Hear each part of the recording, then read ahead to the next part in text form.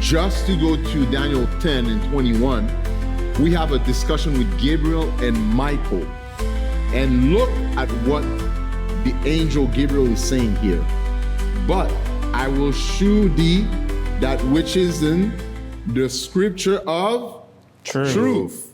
There is none that holdeth with me these things, but Michael your prince.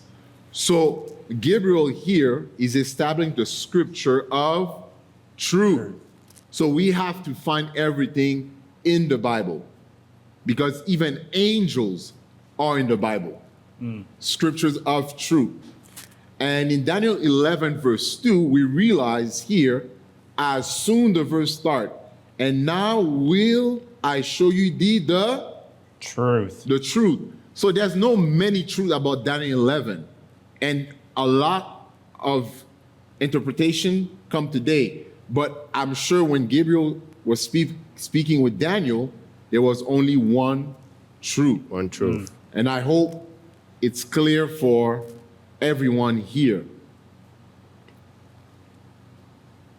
So the second thing is, we saw that we have to follow William Miller's rules.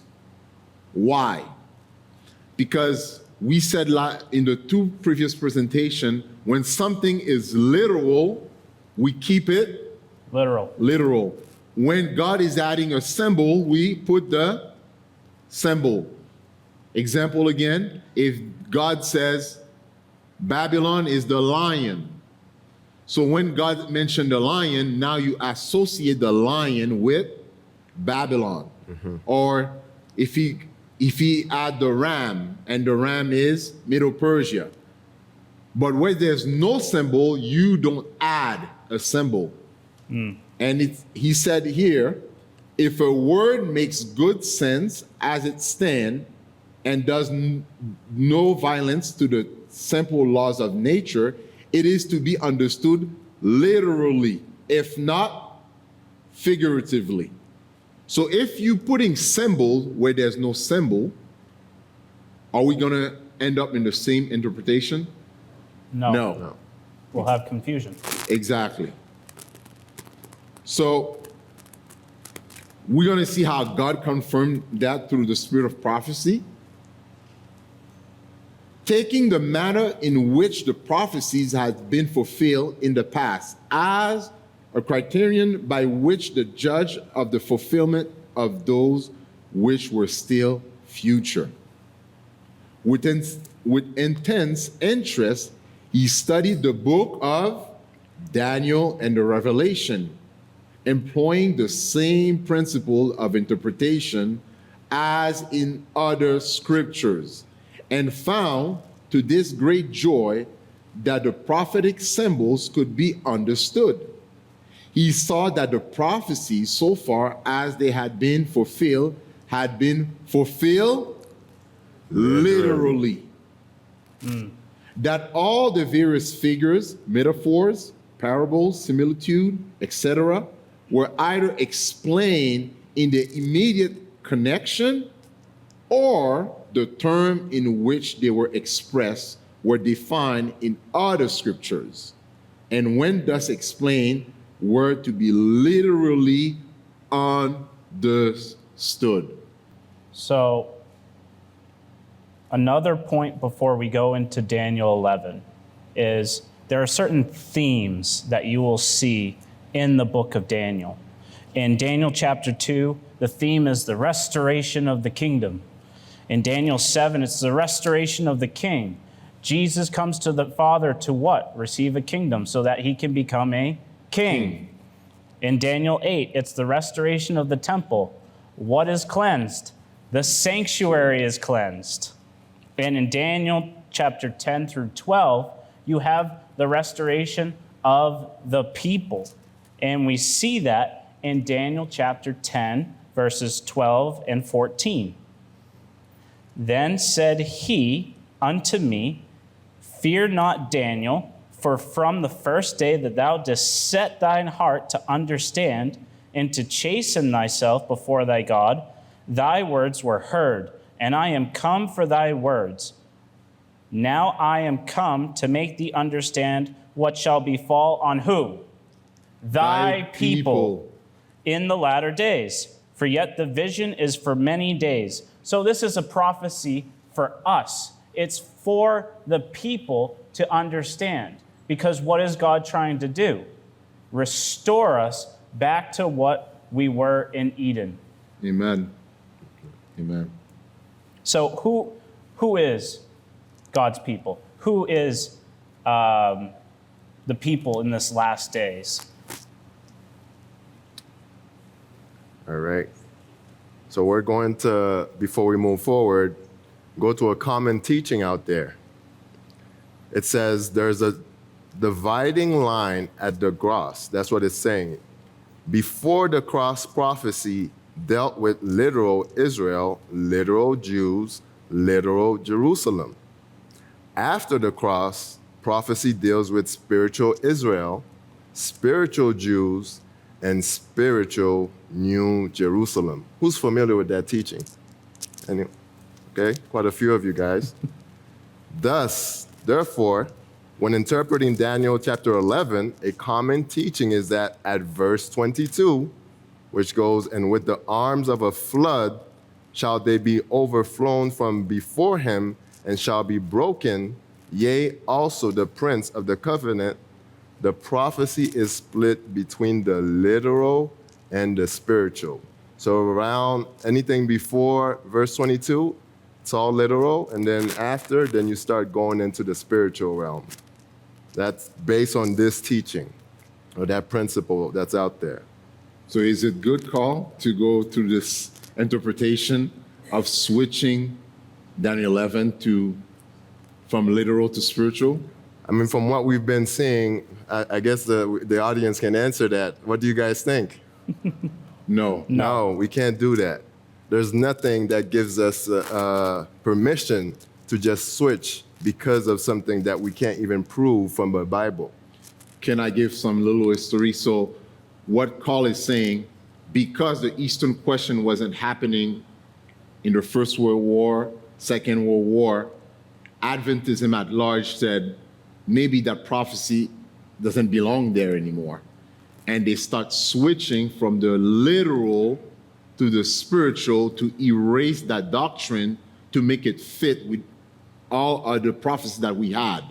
Because if people ask for the Eastern question, it says it's been not happening, your Eastern question, so they had to find a way to make it fit.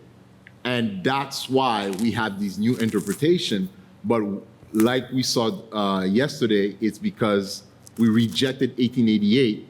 God couldn't let National Sunday Law or the Eastern question happen into this war or persecution if we're not ready. So we still have to believe Daniel 11 the same way and accept the message from God. And we have to understand now who is actually God's people. Because it was literal Jews beforehand, but now it's spiritual Jews now. Does that really make sense that, there's this transition? Well, we're going to be going over that. Yes, we'll go over Romans chapter 9. Can you guys hear me? Well, okay.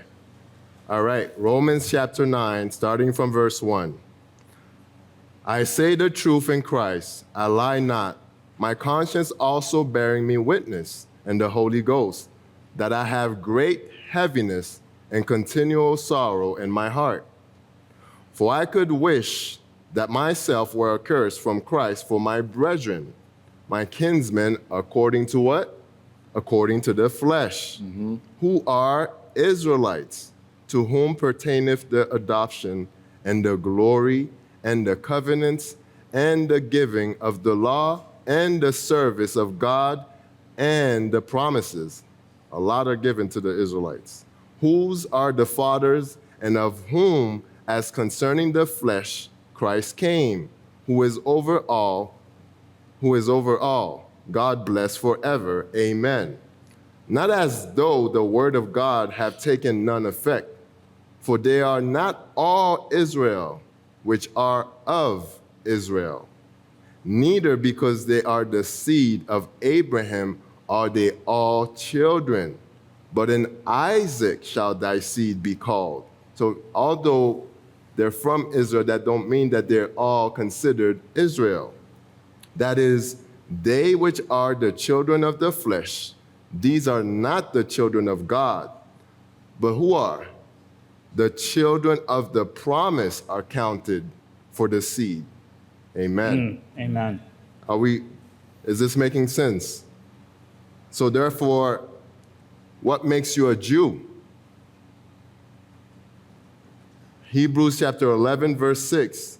But without faith, it is impossible to please him. That's straightforward, That's right? a powerful statement. Impossible. You cannot, if you do not have faith, you cannot please the Lord. For he that cometh to God must believe that he is, and that he is a rewarder of them that diligently seek him. And then verse 13 of the same chapter, these all died in faith, not having received the promises, but having seen them afar off, and were persuaded of them, and embraced them, and confessed that they were strangers and pilgrims on the earth. So it's faith that makes us a Jew. Faith alone. And those who lived before the cross, they all died in faith.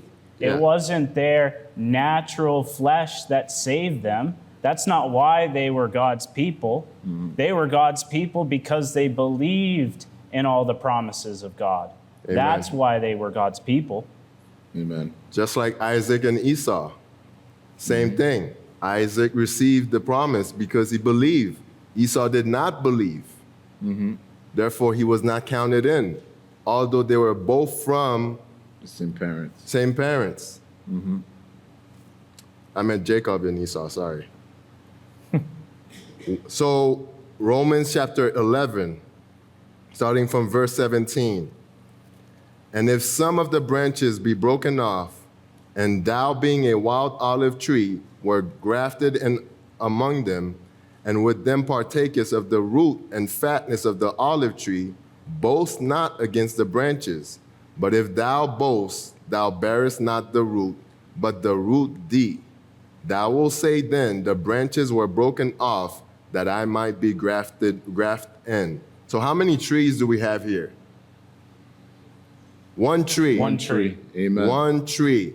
There's not two trees, a literal tree and a spiritual tree. No, we have one tree.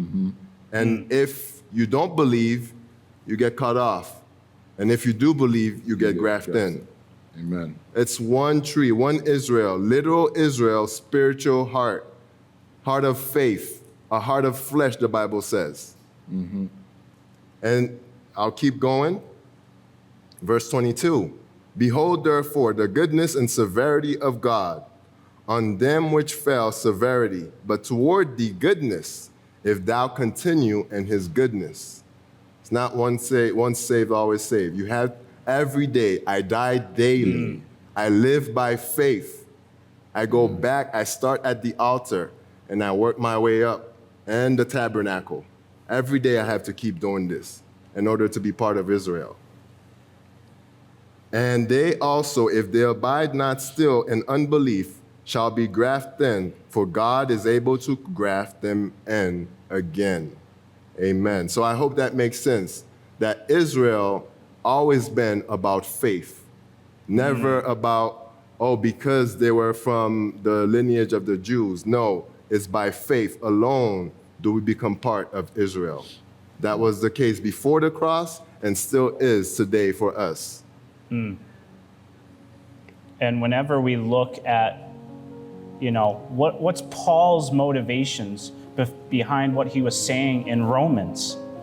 He's saying, brethren, my heart's desire and prayer to God for Israel is that they might be saved. For I bear them record that they have a zeal of God, but what? Not according to knowledge, not according to truth, not according to faith. And isn't it funny how the same desire that Paul had, Daniel also had that same desire.